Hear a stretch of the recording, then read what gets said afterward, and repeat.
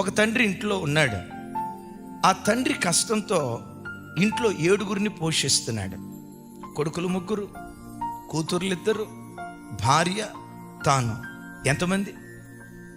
ఒక్కడి కష్టంతో ఇంట్లో 7 పోషించబడితే ఈ తతిమ 6, తతిమ 5, తతిమ 4, 25-30 సంవత్సరాలు వచ్చే వరకు ఆ తండ్రి కష్టం మీదే ఆధారపడి బ్రతికితే ఆ కుటుంబాలు ఎదుగు బొదుగు లేని కుటుంబాలుగా ఉంటాయి.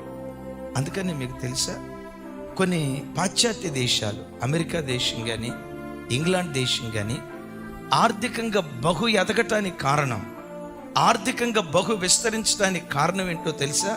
పిల్లల్ని కన్న తర్వాత 15 సంవత్సరాల వరకు పిల్లల్ని తల్లిదండ్రులు పోషిస్తారట. వన్స్ 15వ సంవత్సరం వచ్చిందా, రేయ్ నీ కాళ్ళ మీద నువ్వు బ్రతుకో, కాలేజీ ఫీజు కావాలా, ఉద్యోగం చేసుకో, నీకు డ్రెస్ కావాలా, వ్యాపారం చేసుకో, నీ కష్టాధ్యత మీద నువ్వు బ్రతుకుతూ నీ ఫీజు నువ్వు కట్టుకోమని 15వ సంవత్సరం నుంచే కష్టపడి పని చేయటం పిల్లలకు నేర్పుతారట.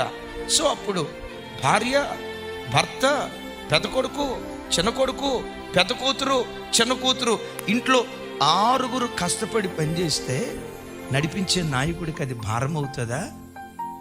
నడిపించే నాయకుడికి అది కష్టం అవుతుందా? మన దేశంలో కొన్ని చోట్ల దరిద్రం ఏంటో తెలుసా? వీడికి 30 సంవత్సరాలు ఉంటాయి, ఆ తండ్రికి 55-60 సంవత్సరాలు ఉంటాయి.